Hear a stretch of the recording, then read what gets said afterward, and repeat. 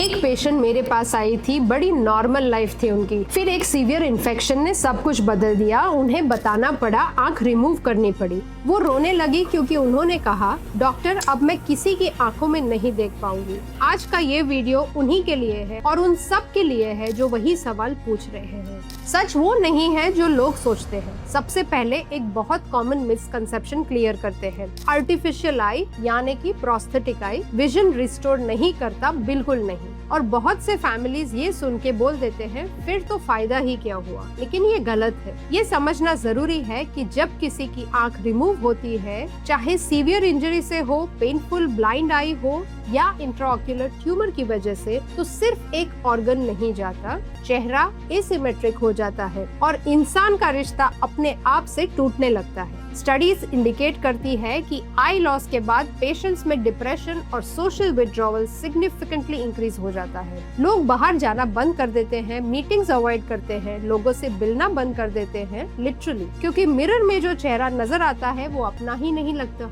अगर आपने कभी सोचा है कि प्रोस्थेटिक आई कैसी दिखती है, आज के बाद आप शॉक्ड होंगे, क्योंकि एक वेल मेड प्रोस्थेटिक आई को फेस पर देख के आम डेली कॉन्वर्सेशन में सामने वाला आइडेंटिफाई नहीं कर पाता कि वो आंख आर्टिफिशियल है, सच में नहीं कर पाता। तो ये होता कैसे है? Customization, that feels like magic. ये एक कस्टम मेड ऑक्यूलर प्रोस्थेसिस होती है, हर पेशेंट के लिए अलग, वन साइज फिट्स ऑल जैसी कोई चीज नहीं होती। पहला स्टेप होता है सॉकेट असेसमेंट। जिस जगह आंख थी उस स्पेस का प्रिसाइज इवैल्यूएशन होता है। फिर एक इम्प्रेशन लिया जाता है, बिल्कुल वैसी तरह जैसे डेंटिस्ट दांत का इम्प्रेशन लेते हैं, ताकि प्रोस्थेसिस परफेक्टली फिट हो। और फिर सबसे फैसिनेटिंग पार्ट है कलर मैचिंग। दूसरी हेल्दी आंख का आइरिस देखा जाता है, उसका एग्जैक्ट शेड, उसकी एग्जैक्ट पैटर्न, उसका साइज, सब कुछ रेप्लिकेट किया जाता है। और व्हाइट पार्ट यानी कि स्क्लेरा, उस पे वो टाइनी ब्लड वेसल्स पैटर्न्स भी मैन्युअली पेंट की जाती है,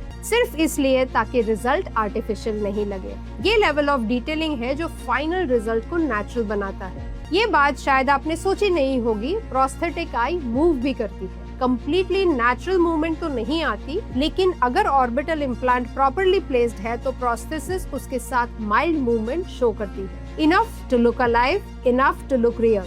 वो पेशेंट जिनके बारे में मैंने शुरुआत में बताया, कुछ हफ्ते बाद वो मेरे क्लिनिक पे वापस आई। वही वुमन, लेकिन कुछ अलग थी। वो सीधा मेरी आंखों में देख रही थी। आई कांटेक्ट जो हम सब के लिए बिल्कुल नॉर्मल है, वो उनके लिए महीनों से नहीं हुआ था। और ये सिर्फ कॉस्मेटिक चेंज नहीं था, मिरर में बैलेंस चेहरा दिखना सेल्फ इमेज पे डायरेक्ट इम्पैक्ट डालता है। एंजाइटी रिड्यूस होती है, कॉन्वर्सेशंस इजियर लगते हैं। लेकिन, और ये मैं क्लियरली बोलना चाहती हूँ, एक्सपेक्टेशंस भी रियलिस्टिक रखने चाहिए। प्रोस्थेटिक आई विजन प्रोवाइड नहीं करती, इसका रोल प्योरली कॉस्मेटिक और साइकोलॉजिकल रिहैबिलिटेशन का है। लेकिन कभी कभी वो ही सबसे बड़ी रिकवरी होती है। अब कुछ प्रैक्टिकल चीजें जो आप ऑब्वियसली जानना चाहेंगे। टाइमलाइन, केयर और एक जरूरी बात, आई रिमूवल के बाद हीलिंग कुछ वीक्स में होती है, फिर प्रोस्थेटिक फिटिंग शुरू होती है। पेशेंट्स को सिखाया जाता है प्रोस्थेसिस कैसे इंसर्ट करना, रिमूव करना और डेली क्लीनिंग कैसे करना।